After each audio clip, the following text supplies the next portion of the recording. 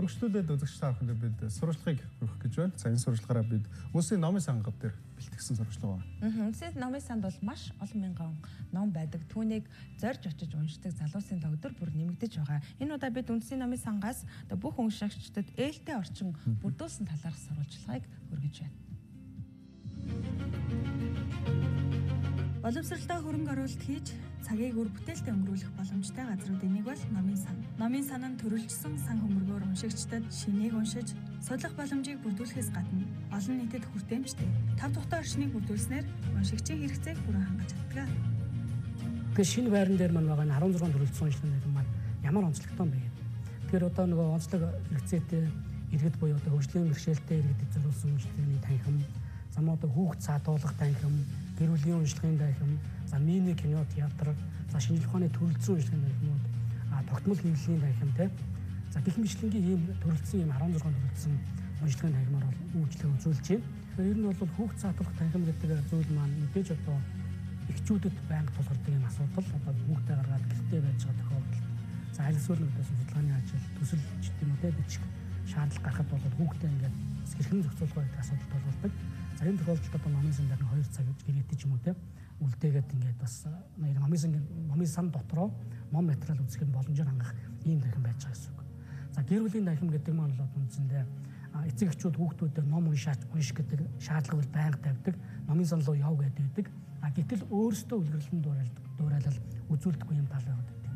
Гэтэл судлаачдын үзсэн одоо судалгаар бол одоо эцэг эхчүүд нь өөрсдөө хүүхдэд дагуулж очоод аль эсвэл дүүгээ ч юм уу ах эгчнэр ингээд дагуулж очоод ном унших нь тухайн хүүхдийн уншлага энэ үйл явцуудаа ингэж дэмжихэд маш их тийм үнэтэй тийм хөөнөмөр оруулдаг зүйл юм л да. Энэ үндсэн дээр одоо номын сан дээр гэр бүлийн уншлагын агентлагийн зүйлийг бол нээсэн байж байгаа. За сурагчдын амралт болон за одоо Бямбнам аргуудад манай энэ бол одоо тогтмол дүүрэн байж байгаа. 6 сарын 15-наас 9 сарын 15-ны хооронд 100 цагийн хуваар гэдэг зүйлд шилждэг. За энэ хугацаанд бол одоо үндсэндээ өглөө 9 цагаас оройн 17 цаг хүртэл үйл ажиллагаа явуулна. За тэгээд үнэхээр одоо тэр үйл ажиллагаа зохион байгуулах гэж байгаа бол аль эсвэл уншлагад хамрагдахаар бол одоо номын сангаас тэр одоо захиалга өгөөд номуудаа ингэж авч үлдэх юм боломжтой. Үндэсний номын сангийн нэг онцлог бол гэрээр ном олгодоггүй зөвхөн уншлагын танхимаар ингээд үйлчлэг үзүүлдэг.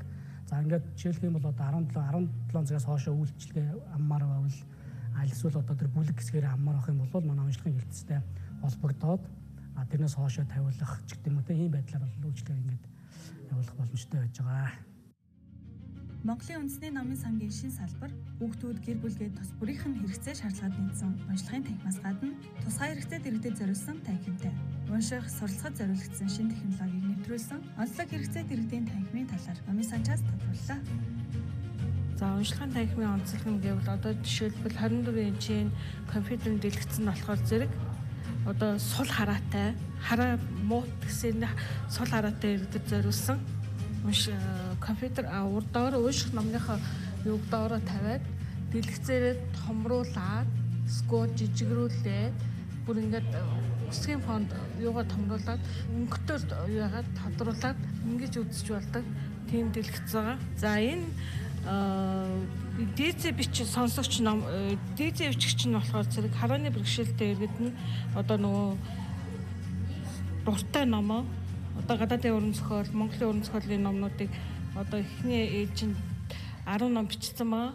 Тэрийг сонсох хэлбэрээр гаргасан байгаа. Сонсох хэлбэрээр энийг харааны бэрхшээлтэй иргэд ирээд номоо сонсоод үзэж болдог. Тийм төхөөрөмж байгаа.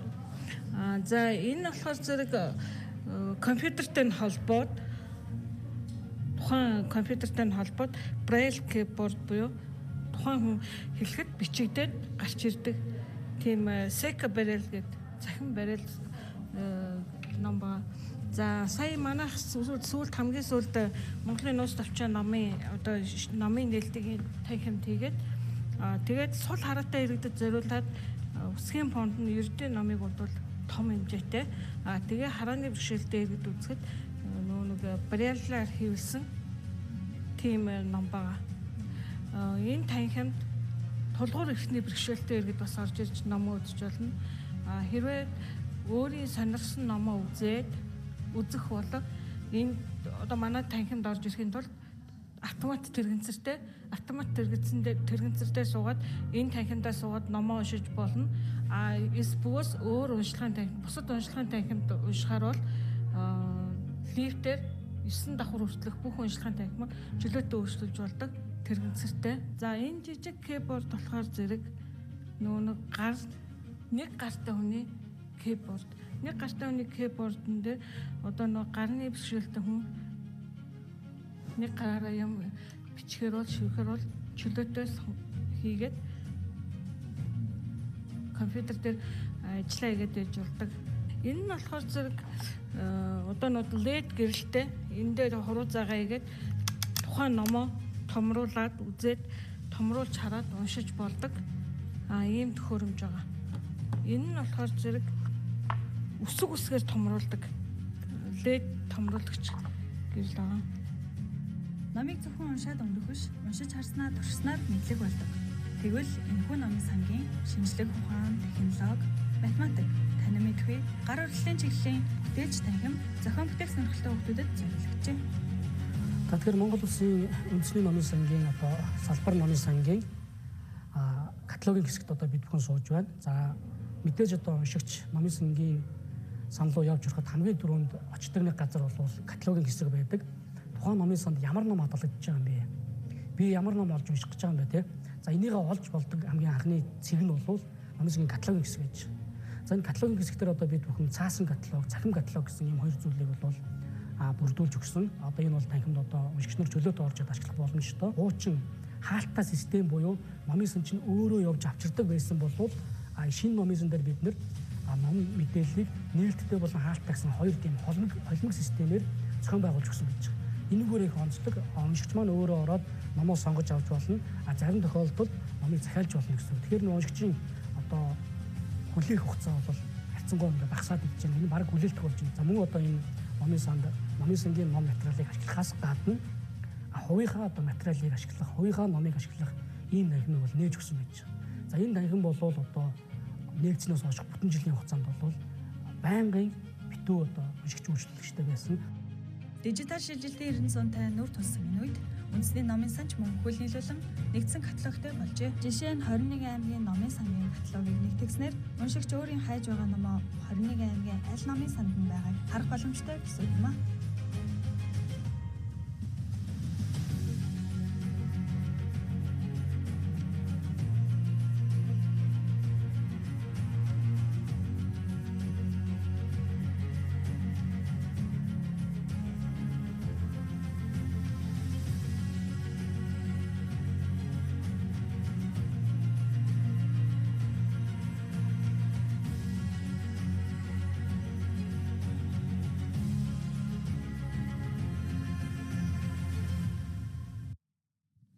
Хэлбэр үргэлжлэж байна. Бид энэ хэсэгтээ үндэсний номын сангаас бэлтгэсэн сурвалжлагыг үзүүллээ. Хэрвээ та өнөөдөр юм энэ 7 хоногт шинэ ном уншихаар төлөвлөж байгаа бол шууд карт нэлгээд очиж уншаараа ер нь бүх насныхан номын сангаар үйлчлүүлэх боломжтой. Тэгээд өөртөө яг ийм тухтай, чимээгүй, цэвэрхэн орчинг бүрдүүлээрэй. Өөртөө зориулж байгаа хамгийн бас үнэтэй цагийн хугацааны нэг байх болов уу гэж бодож байна.